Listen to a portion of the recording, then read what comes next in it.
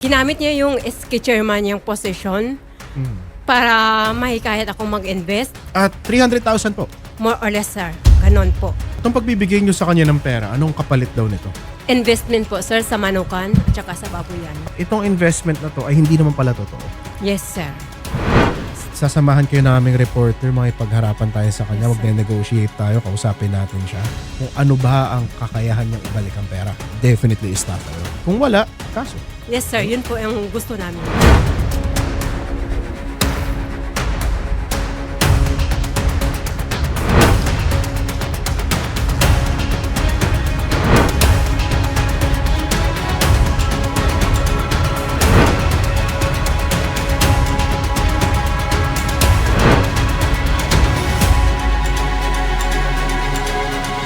Nung time po na nakausap po kayo ni Attorney Garrett, nagparamdam pa po ba sa inyo itong si Wrench Dave? Nagparamdam naman siya na sabi daw niya, pupunta daw kami ng barangay sa kanila para maayos yung mga kautangan niya.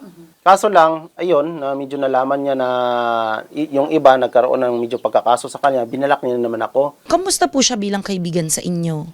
Okay naman yung ipinakita niya sa akin. Siyempre, bawat okasyon sa kanila, imbita niya ako, maayos yung pakisama niya sa akin pakitungo. Kaya nagtiwala naman ako sa kanya na ganito, ganyan na kahit verbal lang yung usapan namin sa ibang utang na yan, babayaran niya ako dahil nga daw meron siyang mga invest na talabahan, may manihan, at saka yan daw na paluwagan na dalawa. At magtiwala daw ako sa kanya dahil meron siyang kalupaan, meron din siyang pinapaupahan yata daw dun sa Iloilo, at saka pautang ng mga palayan. Ano po nararamdaman nyo na sarili nyo po kaibigan, naloko po kayo? Siyempre, parang may karoon na rin ng galit at tinatawag na hindi pala ito mapagkatiwalaan. Akala ko lang okay nung una, may dahil maganda yung usapan namin. Pero ito ngayon, kumbaga parang tinataguan niya yung utang niya. Wala na siya talagang balak magbayad. Magkano po sir yung total amount po na nakuha po ni Wrench sa inyo? Tumotal po lahat ng 98,000 po, ma'am. So hindi niya pa na ibabalik po itong amount na to sa inyo? Hindi pa talaga. Nagpapatawag kami ng pag-set up doon sa barangay. Hindi din siya ma-attend at marami ring alibay. Nakikita niyo pa po ba siya sir? Oo, Dito sa nakikita, Aklan? ma'am. Oo, nakikita, ma'am. Dahil pumunta din ako doon nung nakalipas na week. Si Wrench po, nung time po na nagkaharap po kayo, ano po yung rason po niya o paano kayo nagkaroon ng pag-uusap? Wala naman, wala sa ng reaction o ano. Yung parang tiningnan niya lang ako, parang ganyan. Paano niyo po nalaman po yung iba pang mga nagrereklamo po dito kay Wrench Dave? Bali, kinontak po ako nila dahil siyempre tatlo kami magkasama niyan. Yung involved na dyan yung si Risa Rilente na ito man ang si Kuya, naluko rin yan mana ni Wrench Dave. Na ito man na Kuya, yung mga kasamahan na naluko rin yan ng mga OFW man na to. So lahat po kayo dito mga taga Kalibo. O, Kalibo. Ako yung taga Kalibo, yung ibang kasamahan ko niyan, taga Balete, taga Malinaw, at sa Batan. Ano po ang plano po ninyo ngayon sir dito sa panulokong ginawa sa inyo ni Wrench? Yan lang talaga, i-settle namin kung ano yung masasabi niya. Yun lang naman yung sa akin, kung ano pa talaga yung balak niya dyan, kung bayaran, kung ano ba. Kung makakaparecord ako na ganyan yung ginawa niya, yun na lang yung gagawin ko. Sugar ng kaso ba. Ang masasabi ko lang sa'yo to, Wrench, alam mo naman yung pagpautang ko sa'yo niya na sinabi ko na yan inutangin ko rin din yung iba. Inutangan ko rin sa kapatid ko, sa ate ko, at sa iba pang mga tao na meron. Kaya sana, intindihin mo rin yung sitwasyon at mabayaran mo rin yan.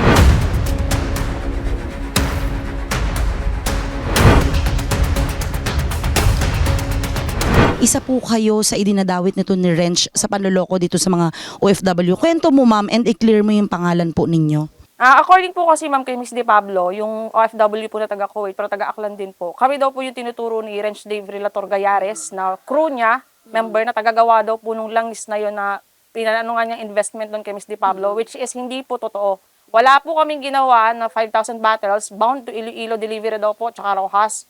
Tapos may pinapakita daw po siya according po kay Miss De Pablo na screenshots na may order daw po na ganun kadami na papadala daw po doon. So eto naman po si Miss De Pablo, hinanap kami lahat kasi nga po andun yung mukha ng ibang mga tao rin po na taga dito sa amin na wala din pong alam. I-clear up ko lang po na wala po kaming ginawa na ganun na langis para po negosyo kasi nagpadala din siya ng pictures doon kay Miss De Pablo ng trapal po na kulay itim. Ang sinasabi daw po niya is kinukulob daw po doon yung langis before daw po i-deliver sa Iloilo. which is Petchay po yun. I-clear natin, si Wrench Dave ba ay kakilala mo personal? Opo, kasi yung tatay ko, yung namatay kong tatay, tapos yung lolo niya is magkaibigan po. Tsaka mag-iisang barangay lang din po kami. Bakit sa tingin po ninyo, sinasabi ni Dave na ano po kayo, staff or kasamahan po ninyo? Kasi ma'am, ganito po yan. May isa po akong tinatawag na auntie, na taga dito lang din po sa barangay, same barangay po namin ni Wrench Dave, na gumagawa po talaga kami ng sarili namin ma'am na langis na ginagamit. Pero nung time po na yun, gumawa po kami for the sake lang po na ipamigay din po sa tao. Humingi po kami ng niyog sa mga tao. May witnesses pong tatayo dyan kung kinakailangan. Pinamigay po namin. Yung ginawa po niya, kinuhaan niya yung pictures, tapos yung kawali, yung napunta kay kasi yun po yung pinakita sa akin ni Miss Di Pablo, na ito daw, gumagawa daw kami ng langis, ganito, ganyan. Not knowing po, hindi po talaga namin alam na kinuhaan niya lahat yun ng pictures. Kumbaga sinakyan niya yung storya na ginagawa namin para ma-convince kay si Miss Di Pablo na mag-invest. Pinadala niya po doon. Ito pa yung mga sample ng langis niya, oh. Nakuha po to namin pictures kay Di Pablo lahat. Kinonfirm sa amin ni Di Pablo kung ginawa namin to, sabi namin hindi. Kasi wala pa kami ginawa na ganun kadami. Kay Wrench Dave Relator Gayares, nung nagkaharap-harap tayo sa barangay, alam yan ng Barangay Council ng Pagsanghan, hindi nga lang na record, inamin mo yan lahat eh. Sa dami namin na dinamay mo na tagapagsanghan, sana naman ayusin mo yung gulong ginawa mo. May nakuha kang pera sa pamilya ko, kailangan ko yun sa pagpapagamot ko, alam mo yan. Tapos yung ginawa ng pamilya mo sa barangay sa amin, yung pagbabanta mo pa sa amin ni auntie na sabi mo, kuhaan kaming itak. Hindi yan alam ng mga tao dito. Wala kaming ginagawang masama sa inyo. Paano kayo nagkakilala ni Wrench Dave? Bali po, pamangkin ko po siya. Yung papa niya, pamangkin ko. Yung nanay niya, pinsan buo ko. Nung una pa lang naging kayat siya for investment dito sa mga OFW, kasama po ba kayo? Involved po kayo doon sa panghihikayat niya, pag-offer niya ng investment? Hindi po. Pero sinabi nila, Jonalyn, na pero napapakilala kayo ni Wrench. Yung pangalan lang po, naririnig ko sa kanya, pero hindi ko siya nakausap. Nagulat na ako nung sinisingil na ako na 3,000 na wala naman kong inutang sa kwait. Pinturan pa niya ako, pati yung kubo ko at yung halaman, pinadada doon sa abroad. So, ibig sabihin, yung mga in-offer po niya na yung mga manok, mga sisiw, yung talaba, pinipicture niya lang po yun doon sa mga kakilala niya and then in-offer po ito sa mga OFW as investment. Opo. Pero ma'am, ano po yung pagkakilala po ninyo sa pamangkin po ninyo? Nung una po, okay naman siya. Pero nitong huli, nagtaka na lang po ako na nagulat ako na marami na siyang utang. Pati po ako, nautangan niya last year. Pero dahil flight ko noon sa AirAsia last year, mga November, ginawa ko, hiniraman ko yung manugang ko. Hanggang ngayon, may utang pa siya sa mga mag-anak ko, sa mga parang manugang, asawa ng mga anak ko, mga 40 siguro. Si Wrench Dave, ma'am, ay nakakausap niyo or nakikita niyo pa? Oo, nandyan sa kanila. Minsan nga, nung nagkakahoy ako dun sa likod, minura pa ako ng minura, wala daw akong utang na loob, magkanakuba daw ako, ano sinabi. Pero pinarating ko na rin sa barangay. Sabi, kausapin na lang daw ako dahil siyempre magkamag-anak. Pero ang nangyari, hanggang ngayon, wala. Ano ba nararamdaman ninyo, ma'am, na wala naman kayong kinalaman doon sa panluloko niya?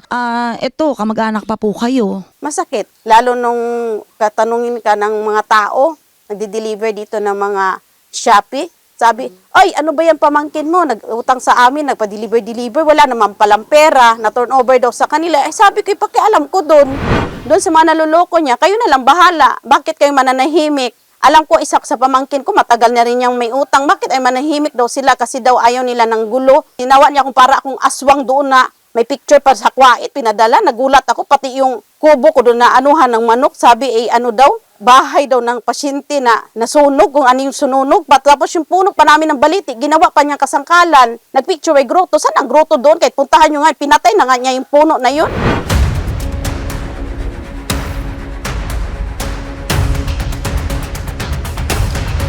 No, nakilala ko si Wrench, ma'am, kasi yung that time yung amo ko po, ma'am, is parang may sakit. Tapos, pit healer daw siya. Tapos, sabi ni Wrench is, kailangan daw i-ritual, ganun. Magkano po ang ibinigay ninyo sa kanya pambayad?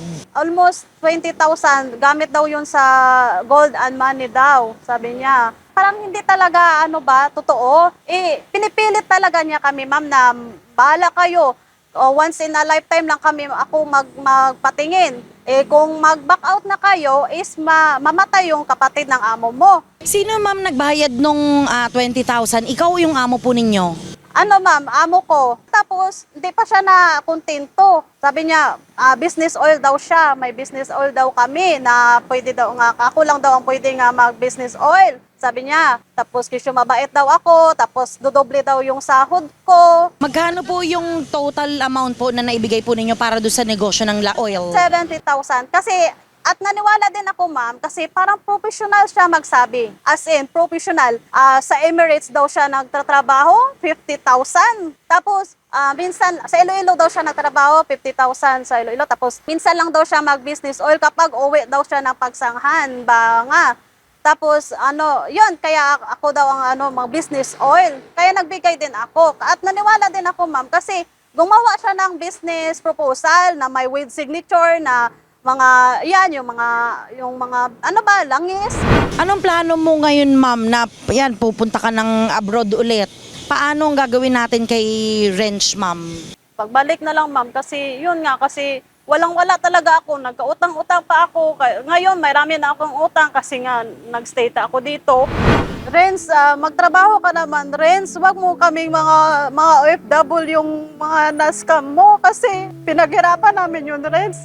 Lalo yung taga Singapore, 300,000 yung binigay mo na tinangay mo. Tapos kayo pang magalit, Renz. Oo, galit na galit talaga kami. Kaya yun. Kasi hindi hirap ang trabaho ng abroad, Renz. 4 hours lang ang tulog namin doon. Tapos pagkain, nag-a-adjust pa kami kasi yun, ibang bansa yun. Tapos ikaw mag-easy money ka lang. Hindi talaga ako, Renz, maka-got over sa ginawa mo pagtungkol sa anak ko, Renz, na ginawa mong story para makaget ng money. Pagbalik ko, magpapile talaga ako ng demanda para sa Renz talaga.